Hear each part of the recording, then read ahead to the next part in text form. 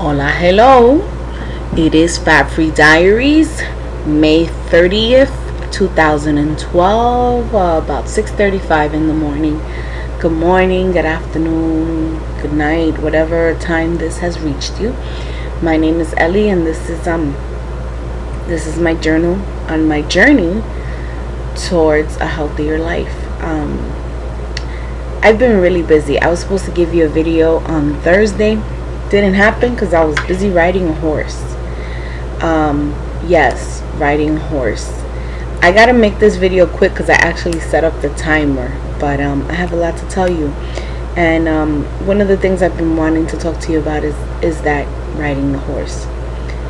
You don't remember things sometimes until something triggers it, and I didn't remember that up until last week. I hadn't really been on a horse. We have this place near where I live called Playland, and they have this little pony ride thing. I don't know if they still do because it's been a long time, but you would ride the pony, take a picture, and so be it. I got to do that once and once only because unfortunately, even as a child, I was a chunky baby, and pony person, the caretaker, basically said, well, she's too chunky, she can't get on.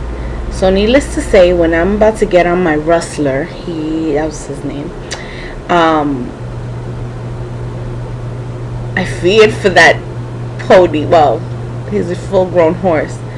I was so concerned that I was too heavy, that he wouldn't be able to take my weight. And there's just something so magical about coexisting with another living thing.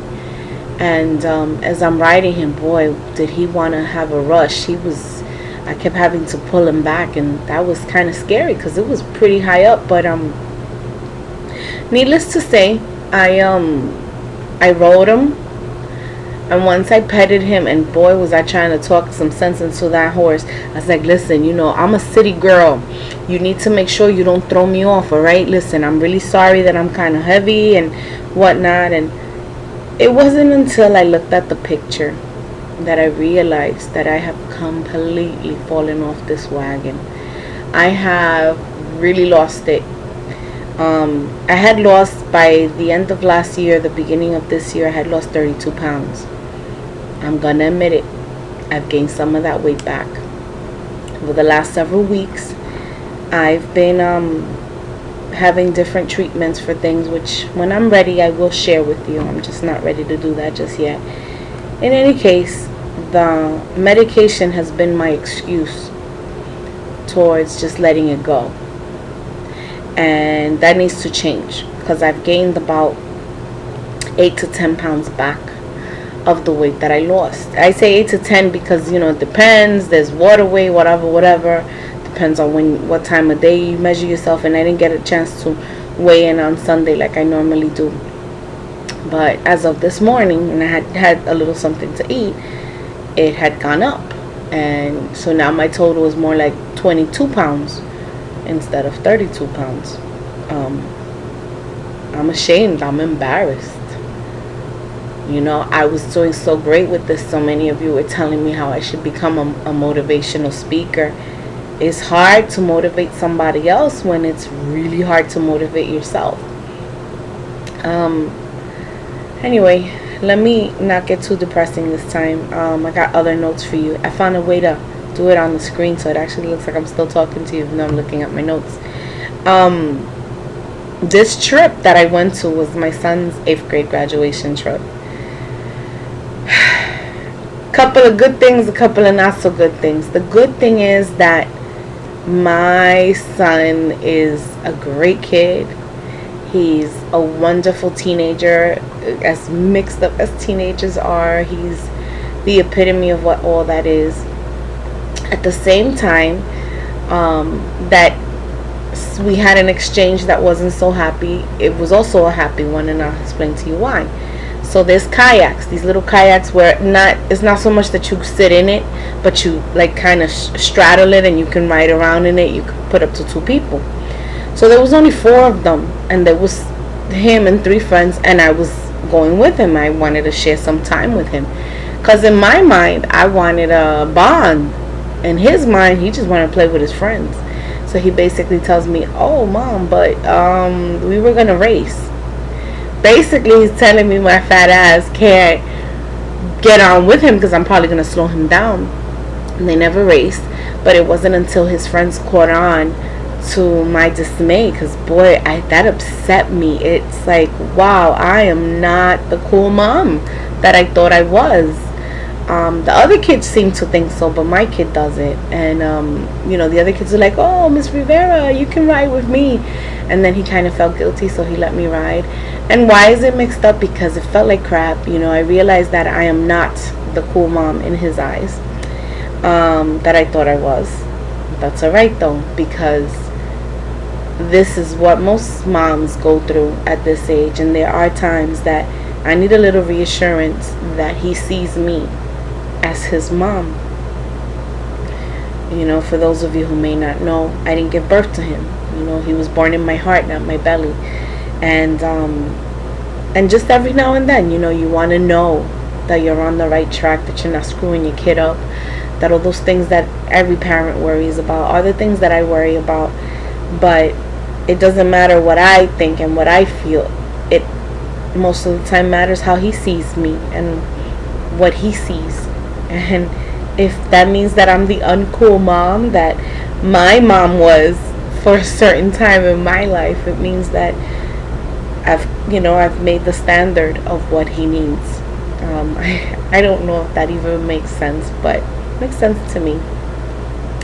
What else I have here? I have just about another minute or so. Revving up the gears for the summer. We need to set some reachable goals. My next goal is that starting June 1st, I'm giving myself, a little bit of time to kind of just refocus. Friday, June 1st, it's a new summer, and it's time to just be active. And I want to make sure that I get 3 to 4 days of activity every week of the summer.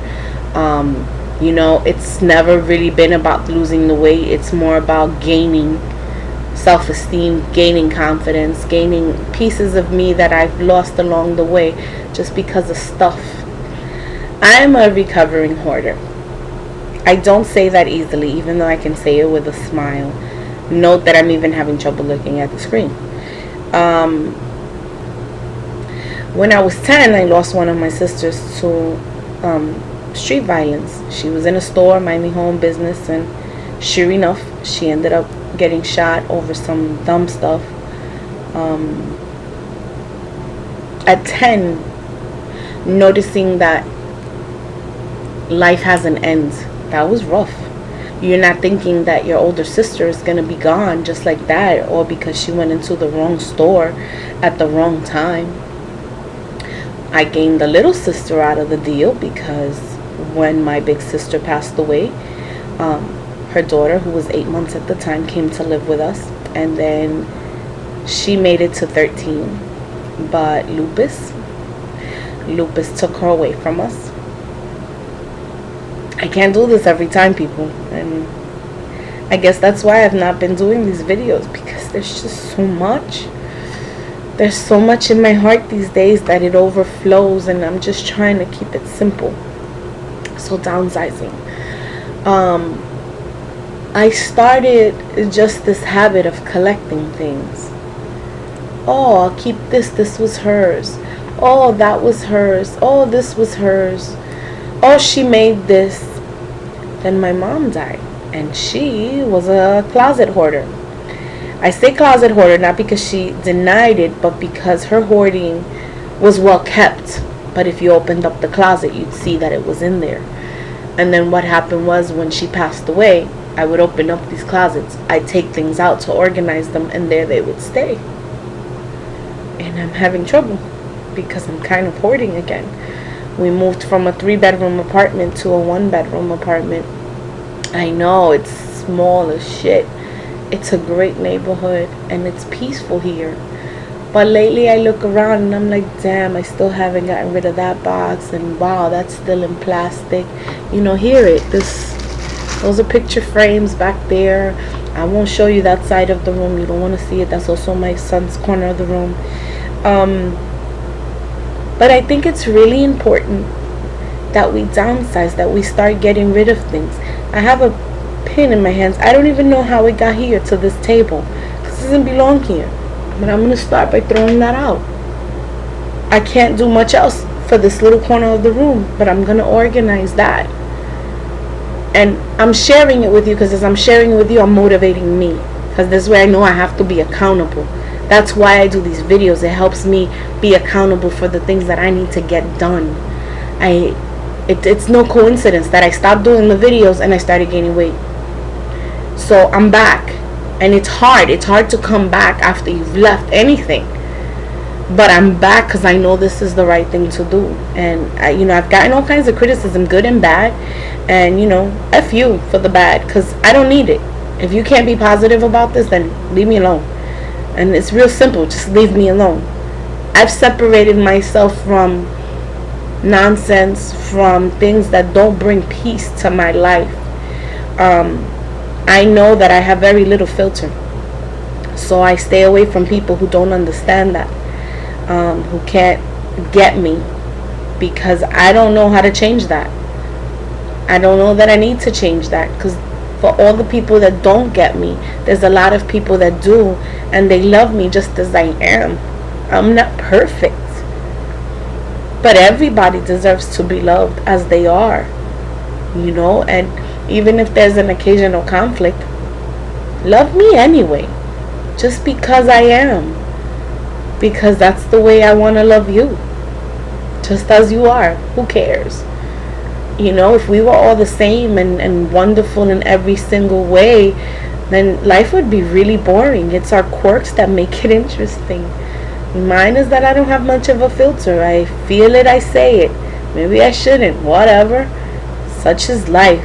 At least when I go down, I'm going to go down knowing that I said everything I needed to say, because it was here and it was my story to tell. I'm not telling your story, I'm telling mine. So why are you getting so mad?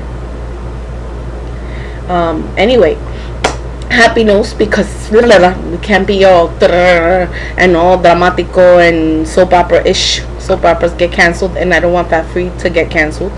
I am looking forward to taking some classes this summer that will help me take this video and this journey to another level. I am going to take a video production class, and I'm doing that because I want to take Fat Free outside. I want to get it out of this room, and I want to share it more openly. I want to share with you the things that I do in order to get back on track and to stay on track, because this time, I haven't fallen off the wagon. I've just been hitting a lot of freaking potholes.